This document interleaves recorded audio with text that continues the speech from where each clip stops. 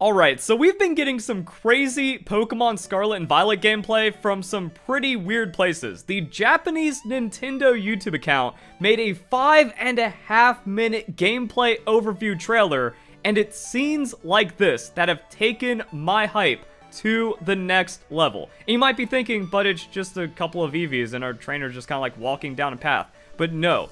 The way it all comes together for your brand new Pokemon adventure is insane when you get into it, and it even goes back to trailers that are 3 years old before Pokemon Sword and Shield came out. So if you end up enjoying the video, don't forget to leave a like, share with your friends, comment your thoughts down below. Is this your epiphany? Does this video bring the hype and create that realization? Or have you been kind of planning your own adventure in your own way and you've been making discoveries yourself? Please, I want to know what your experience has been. But let's go back real quick because this is, again, what ties it all together. So running, wild area, boom, that right there.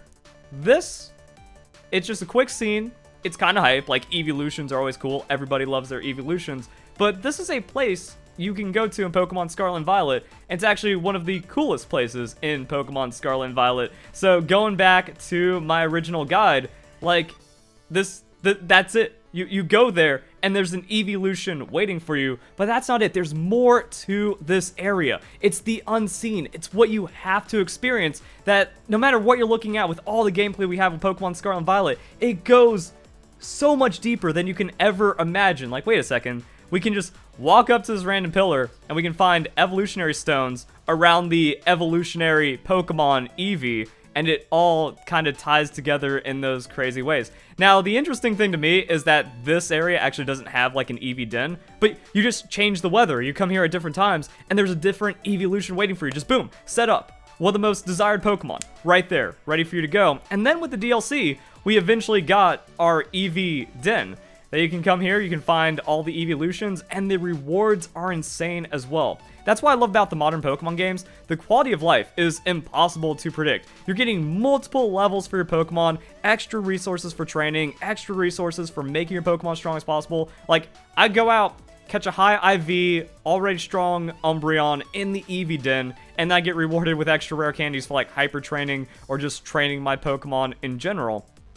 And it all just goes back to like, this started from something that no one could have expected on like a cool part. Also, we get like a sense of scale for the game here, understanding more about the wild area, how the rest of the game comes together. So that even falls back to this right here. It's like, yeah, a quick little scene, but now like you can start your adventure. Are you some Eevee fanatic or whatever other Pokemon has been shown through all of this gameplay, the areas, we have the map, we have everything at our disposal to at least get an idea of what could be going on, and then we're going in knowing 100% it's going to be crazier than we can imagine.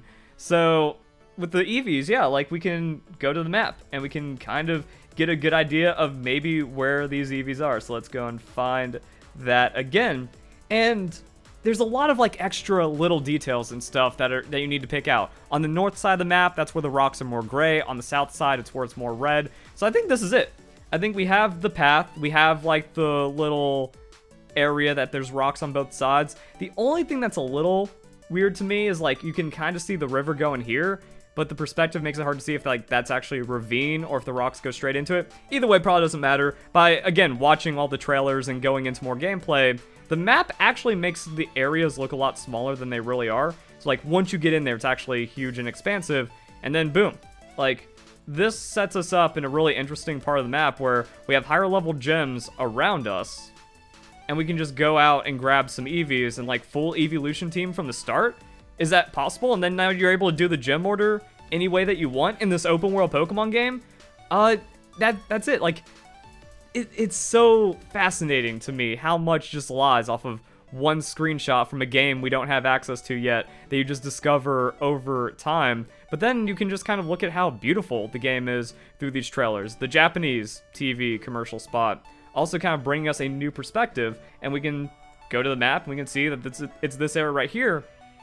I don't know if it's just me, but it feels like with perspective you want to be looking north. Like, oh man, we're branching out to go into the big town. But this is actually looking to the southeast from like a different angle than you would expect. More like top left of the picture here, ignoring like the arrow isn't pointing in the camera direction, but you can tell by like looking at the placement of the houses, looking at the Pokemon Center, everything's there, but it looks smaller. And then you get in there, and it's like, wow, we actually just have straight up beautiful, incredible scenes, and it really just kind of opens up the adventure that we're going to have in Pokemon Scarlet and Violet. Like, dang, that's just some crazy stuff that you're able to do.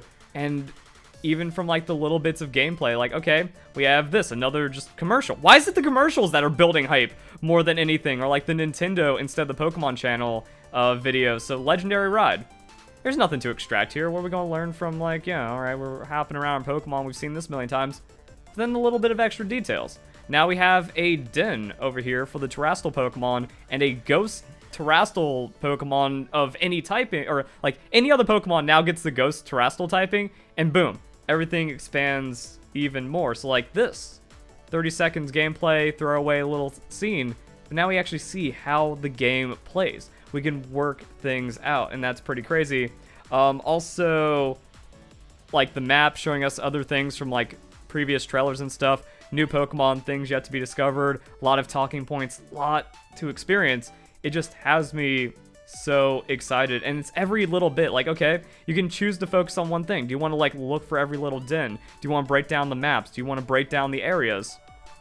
It also doesn't really explain everything, because like, okay, now we can take a Pokemon trailer, the 14-minute trailer, and some of the gameplay. Like, there's just too much gameplay to think about everything at once, which is also why I want to know your comments about what you've noticed that no one else has, that like, wow, this game is just crazier than we thought.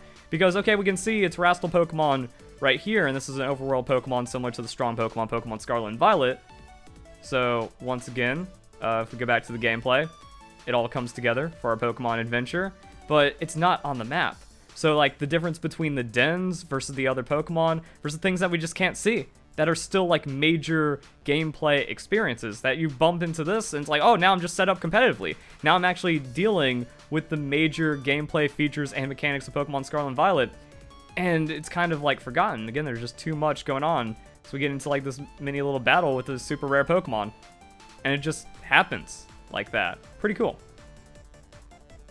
And then going back to the 5-minute Japanese gameplay, like, there's more new things to see about how this game interacts. It's really exciting. So yeah, Terrestrial battling, get to see the starters, get to see that happen, but then we see the actual Terrestrial, like, crystals and the dens in a way we haven't seen it before. More Eevees as well. Get excited for that. I also have a video breaking down, like, all the evolution type. Boom!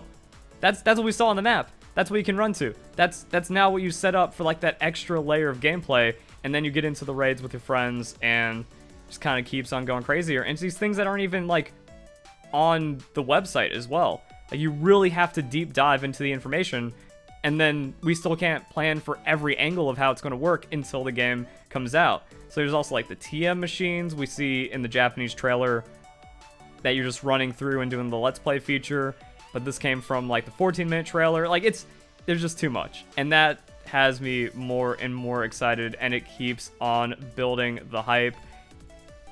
And it's something that we've known. It's something that we have experienced. It's familiar. And it just has me just like, you have to build your own excitement, Pokemon Scarlet and Violet, I feel. The trailers aren't doing it. The promotion isn't there. But there's definitely enough for this to be the best Pokemon game, because the open world possibility is like, Game Freak is not letting us down the open world possibility. And we have like just the hints of that. We've seen it all come together. We don't even need new gameplay. We have enough to work off of as there already is. So, hope you guys enjoy the video. Hope you all have a nice day. Thank you very much for watching.